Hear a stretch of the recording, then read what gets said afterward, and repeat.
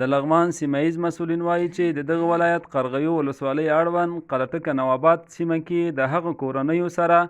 د خیمو مرسته کړې چې څو ورځې وړاندې د پیریانو د ویرې څخه خپل کورونه پریښي وي. د لغمان د کډوالو چارو رئیس مولوي غلام رحمان بلال پژواک اژانس ته وویل چې دوی د استقرار کمیټې سره په ګډه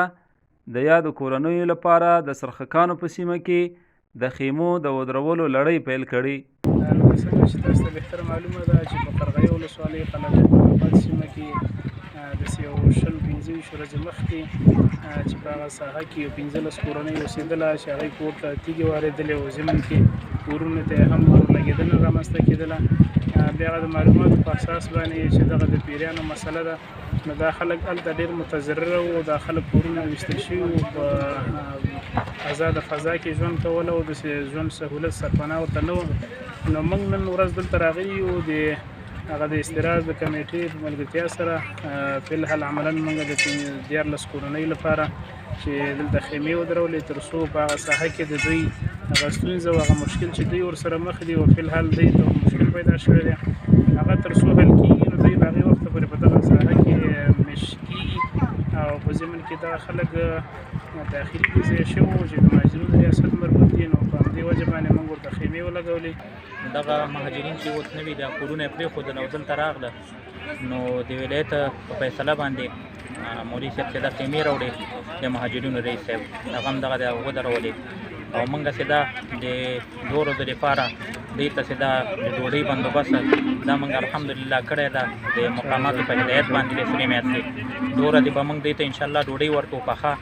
او د 2 ورځو نه بعد چې ده بیا چې ده دوی به خپل ترتیب کوي او نور مؤسسات چې ده انشاءالله هغه به هم ورسره کومک کوي او موږ چې ده مقامات خپل د سرې میاشتې خبر کړي دي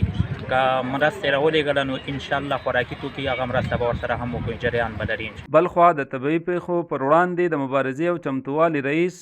قاري خیر محمد غازي وویل چې د دوی په ګډون اړوندې ادارې ټول لاس په کار شوي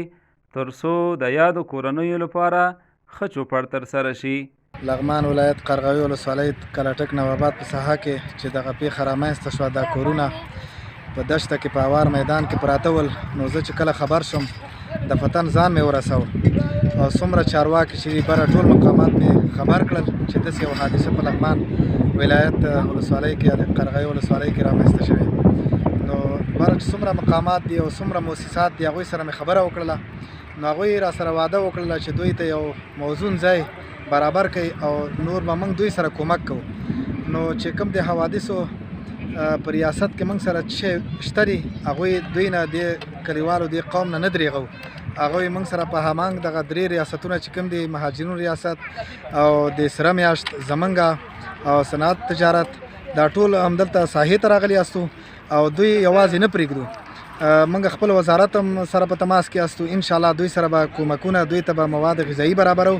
دوی سرپناه او چې ضرورت موږ خپله یو کمیټه لرو، نو انشاءالله دوی به نه پرېږدو چې چاته لاس ونیسي او محتاجي سره مخامخ شي. په ورته مهال د یادو کورنیو مشران چې خپل کورونه یې د پیریانو د ویرې د لاسه پرېښي د دولت څخه مننه کوي چې د دوی خدمت ته یې پر وخت ورودانګل. مولوي محمد اسماعیل چې د یادو کورنیو مشري کوي پژواک اژانس ته وویل چې شاوخوا 3 اونۍ کېږي چې د دوی پر کورونو باندې د پیریانو لخوا د تیږو د وارولو ترڅنګ د دوی کورونو ته اور اچول کېږي چې دوی له مجبوریته نن خپل کورونه پرېښودل. امارت اسلامي د خپل دولت ته پورته کړل، نو د موږ امارت اسلامي راغې مشران زموږ ټول راغلل او موږ د هغې نه ډېره مننه کوو. نو تر دې پورې چې هلته کار را روان دی تر څو پورې چې هغه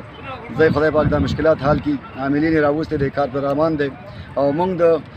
د ستونزې او موږ سرپناه نه وه او موږ بد حالات کې وو، مشکلات او ویره کې وو، د مر ماشومان باندې وو، د شنه لمر اسمان لاندې موږ زندگی ژوند کولو، هېڅ قسم ارباب د خوراک ورسره نه برابرېده. بیا زموږ مشران راغې، والي صاحب مابین د مهاجرینو رئیس صاحب او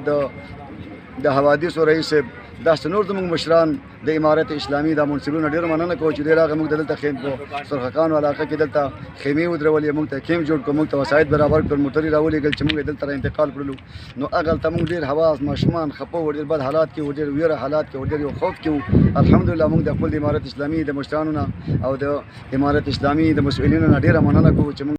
د امارت اسلامي نه ډېر خوشاله یو زموږ مشران دي الحمدلله موږ سره تر اوسه ډېر ښه همکاریانې کړې رسېدنه کړې هغه وخت سره موږ ته رسېدلي